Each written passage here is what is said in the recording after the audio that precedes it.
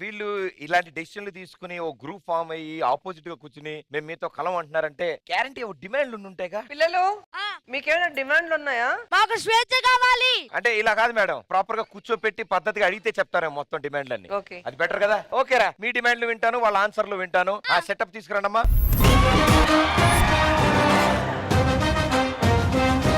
ఈ రోజు చర్చా కార్యక్రమానికి స్వాగతం సుస్వాగతం. పిల్లలకి కొన్ని డిమాండ్స్ ఉన్నాయని చెప్పారు, అవి ఈ రోజు మనం చర్చించుకుంటాం. దాని సమాధానాలు ఇచ్చే నుంచి మీరు ఇవ్వాల్సి వస్తుంది. Ready ready. ముందు వీళ్ళ డిమాండ్స్ ఏంటో తెలుసుకుందాం. Yes, first person. నమస్కారం. నమస్కారం. ఇవాళ చూసుకున్నట్టయితే ఎవరిని? నన్నే.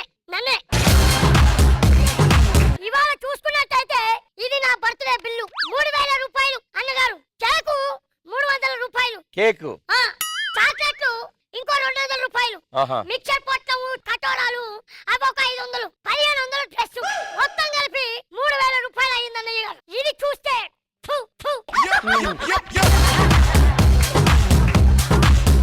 ఇది చూస్తే 30,000 రూపాయలు. ఇది మా నాన్నగారి బర్త్డే బిల్లు.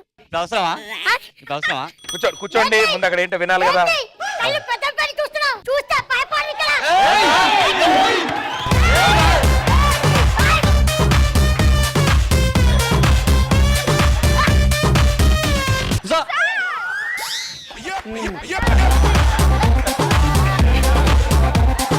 ఇప్పుడు నేనేమంటున్నానంటే అన్నగారు, పిల్లల తప్పులు పిల్లల నీకు నోరు తిరిగేదే చెప్పు, మిగతా వద్దు. పిల్లలకి మాత్రమే చెందాలని మా ఒక డిమాండ్ అన్నగారు. సూపర్.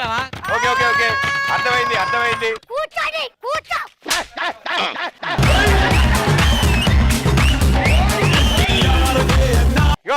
రే బిల్లు చింపేసావరా, ఇప్పుడు ఏం మాట్లాడాలి? మీ బాధ మీ కష్టం నాకు అర్థమైంది. ఆయనతో అడిగి తెలుసుకుందాం అది ముందు. ఏమండి అంకుల్ గారు, ఇప్పుడు ఆ సమస్య అవసరమా? అవసరమే. ఓకే ఓకే ఓకే, సరే సరే సరే సరే, ఒకళ్ళ తర్వాత ఒకళ్ళు మాట్లాడయ్యా, మీది అయిపోయింది. మీ అబ్బాయి చెప్పేది ఏంటో మీకు అర్థమైందిగా. మీ అబ్బాయి బర్త్డేకి ఏమో 3030 ఖర్చు పెట్టి, మీ బర్త్డేకి 30,000 ఖర్చు పెట్టారని 2 బిల్లులు సమర్పించారు. సో ఇందులో తప్పేదో జరిగిందని అబ్బాయి ఫీల్ అవుతున్నాడు. ఏమీ లేదు, అతను 10 సంవత్సరాల నుంచి బర్త్డే చేయించుకోలేడు. ఎవరు అబ్బాయి? అతను వాళ్ళ బర్త్డే. మరి ఆయన మాట్లాడతాడు కదా. చెప్పండి సార్. పర్సనల్ ఖర్చు ఉంటాయి కదా సార్. ఇది అంటారు ఆయన అంటారు గారు, ఆయన ఏదో అంటారు సార్. చూడండి, మా డైలాగ్ ఎవరికి అర్థం కాదు, ఆయన డైలాగ్ మాకేం అర్థమైంది. సో నెక్స్ట్ సమస్య ఏంటి? మాకు ఒక డిమాండ్, సీనియర్ ఆర్టిస్ట్ కూడా రిటైర్మెంట్ ఇవ్వాలి, లేకపోతే ఎన్నో సంవత్సరాలు అలానే ఉండిపోతున్నారు. సరే, ఈయన ఎవరిని ఉద్దేశించారో మాకు అర్థమవుతుంది. ముసి నవ్వులు నవ్వుతున్నాడు ఆయన. సార్ మిమ్మల్ని. సార్ ఇది చాలా దుర్మార్గమైన ఆలోచన అండి. ఎందుకు సార్? ఎందుకంటే మనం సినిమాకి వెళ్తాం థియేటర్ కి, తెర మీద బల్లి ఉంటది, అది ఎవరైనా ఇబ్బంది పెడుతుందా? ఎన్నేళ్ళు అనేది అక్కడే ఉంటది. 3 ఏళ్ళు అయిపోయాక అది పారిపోతుంది. ఏం మాట్లాడుతున్నావు నువ్వు? కంట్రోల్లో ఉండి మాట్లాడు, ఎక్కువగా మాట్లాడుతున్నావు. చూసారా ఏంట్రా యాక్టింగ్ చేస్తారు?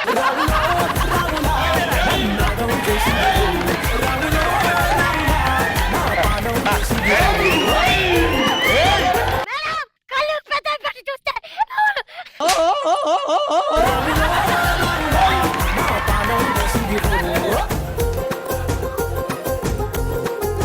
ఆయన అనేది ఏంటంటే ఆయన ఒక బల్లి. ఇక్కడ బల్లి పిల్ల అన్నది కాదండి, అది ఎలాగుందో అలా సీనియర్స్ కూడా ఉండాలని చెప్తున్నాను. సీనియర్స్ కూడా ఉండదు, అస్సలకి ఉండదు. ఏయ్!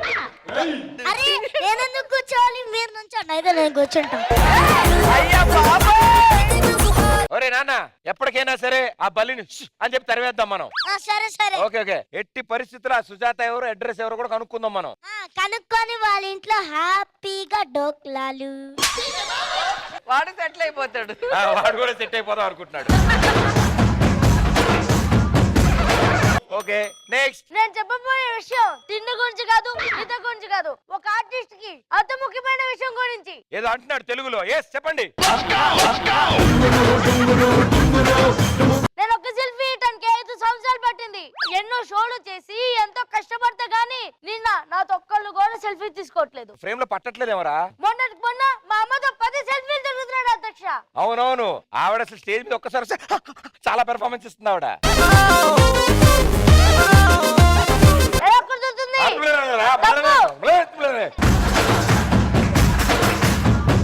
పేరెంట్స్ తో ఫోటోలు దిగకూడదని నిర్ణయించాలి. ఏంట్రా నువ్వు నిర్ణయించేది? భయ్యా ఈవిడ నేను ఆపేలా లేను కొంచెం. మొన్నటికి మొన్న పక్కి తినేసావా? చెప్పలేదన్న కోపంతో మొత్తం తినేసావా? ఏదో ఒకటి చెప్పండి. చెప్పురా. అవన్నీ ఇంట్లో పెట్టి దాచేసింది అదే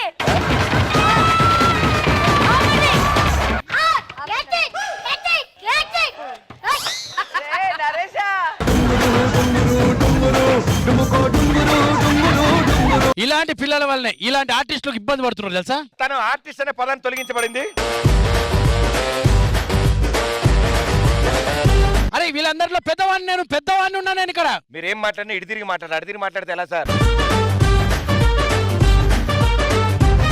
వీళ్ళందరిలో ఏజ్ లో పెద్దోని రెస్పెక్ట్ ఇవ్వరు. పిల్లలంటే ఎలా ఉండాలి? ఎలా ఉండాలో మాకు తెలుసు. స్కూల్ కి వెళ్ళి బాగా చదువుకోవాలి, ఇంట్లో ఉండాలి. అంతేగా రేపటి నుంచి అదే చేస్తాం. అంతే.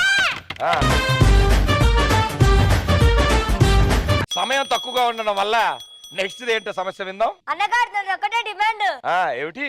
మా నాన్నగారు షూటింగ్ లో ఉన్నప్పుడు నేను ఒక వీడియో కాల్ చేయాలని నాది నా హక్కు.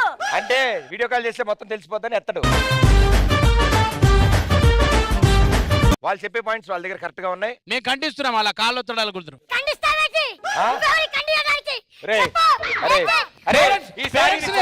పేరెంట్స్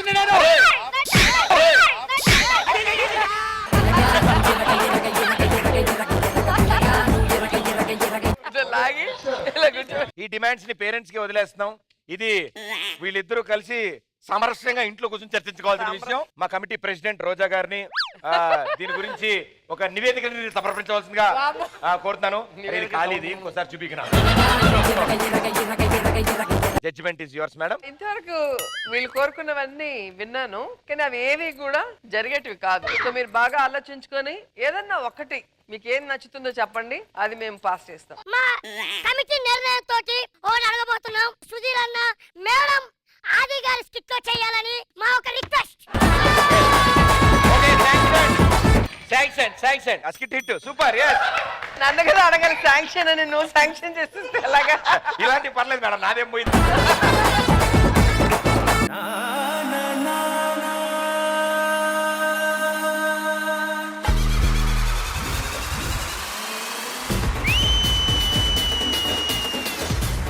ఎక్కడన్నా అల్లుడు వచ్చాక పండగ జరిగింది, కానీ ఇక్కడ పండగ చేయడానికే అల్లుడు వచ్చాడు.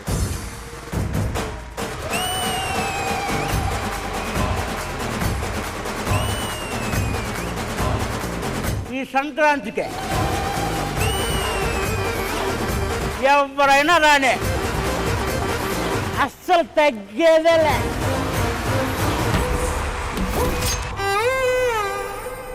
పుచ్చుతలే